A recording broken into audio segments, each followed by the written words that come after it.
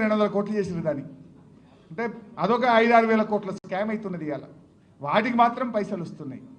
అంటే ఆయన ఎట్లా మాట్లాడతాడంటే తనకు అవసరం ఉంటేనేమో తనకు జేబులు నింపే పని అయితేనేమో పైసలు రెడీ, ప్రజలకు ఇచ్చేదో రైతులకు ఇచ్చేదో మా ఎస్సీలకో మా బీసీలకో మా ఎస్టీలకో ఓవర్సీస్ స్కాలర్షిప్ ఇవ్వాలి, ఫీజు రియంబర్స్మెంట్ ఇవ్వాలంటే మాత్రం పైసలు లేవంటాడు.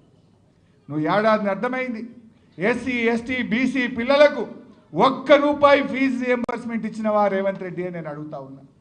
కాలేజీలు కోట్లకు పోతున్న పరిస్థితి, పిల్లల చదువులు ఆగిపోతున్న పరిస్థితి, ఎస్సీ ఎస్టీ బీసీల మీద ఉన్న ప్రేమ ఇదేనని అడుగుతా ఉన్నా. బట్టి విక్రమార్క ఉప ముఖ్యమంత్రిగా ఉన్న మీరు ఈ ఎస్సీ ఎస్టీ బీసీల మీద మీకు ప్రేమ లేదా? మాటల్లో కోటలు దాటుతున్నాయి. ఎస్సీలు బీసీల మీద ప్రేమ ఒలకపోస్తున్నారు.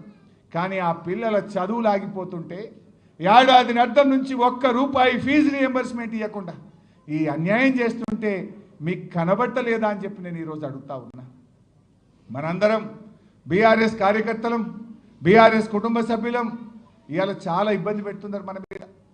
నిన్న కూడా గౌతమ్ను తీసుకుపోయి అరెస్ట్ చేసి రాత్రంతా పోలీస్ స్టేషన్లో పెడితే బీఆర్ఎస్ లీగల్ సెల్ అద్భుతంగా పోరాడి గౌతమ్ను బయటకు తీసుకొచ్చింది.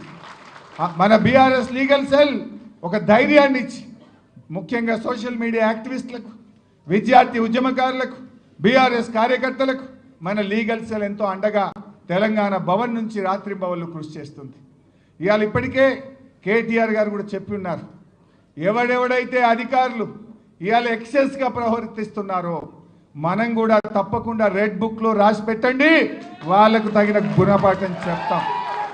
అనవసరంగా అన్యాయంగా మా బీఆర్ఎస్ కార్యకర్తల్ని వేధించిన, అక్రమ కేసులు పెట్టిన దానికి తగిన మూల్యం చెల్లించుకోక తప్పదు. కొందరు అధికారులు అత్యుత్సాహం ప్రదర్శిస్తున్నారు. అతిగా ఉన్నాయి లేని పెట్టి కేసులు పెట్టి ఇవాళ ప్రభుత్వంతో మమ్మల్ని ఇబ్బంది పెట్టే ప్రయత్నం చేస్తున్నారు. తెలుసు మాకు ఏ అధికారి ఎక్సెస్ చేస్తుండో, ఎవరెవరు ఏం చేస్తున్నారో అన్నీ తెలుసు మాకు. అన్నీ కూడా గమనిస్తున్నాం జాగ్రత్తగా. బిడ్డ జాగ్రత్తగా ఉండాలని చెప్పి నేను అధికారులందరినీ కూడా హెచ్చరిస్తా ఉన్నా.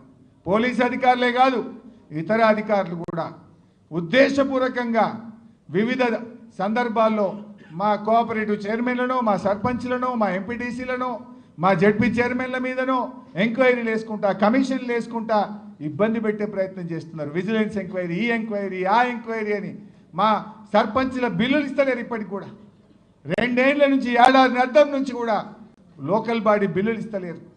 అసలు ఈ గవర్నమెంట్ వచ్చినాక 12,000 కోట్ల రూపాయల బిల్లులు కేవలం 4 బడా కాంట్రాక్టర్లకు ఇచ్చింది. 4కే 1,200 ఇస్తే చిన్నోళ్ళందరూ అయిపోతారు ఈ రాష్ట్రంలో.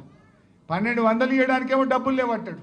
12,000 కోట్లు మాత్రం 4 బడా కాంట్రాక్టర్లకు కట్టబెట్టి ఇవాళ పేదల ఉసురు పోసుకునే ప్రయత్నం చేస్తూ ఉన్నారు. ఇవాళ రేవంత్ రెడ్డి అందాల పోటీ ఇవాళ మళ్ళీ మాట్లాడి ఒలింపిక్స్ పెడతాను.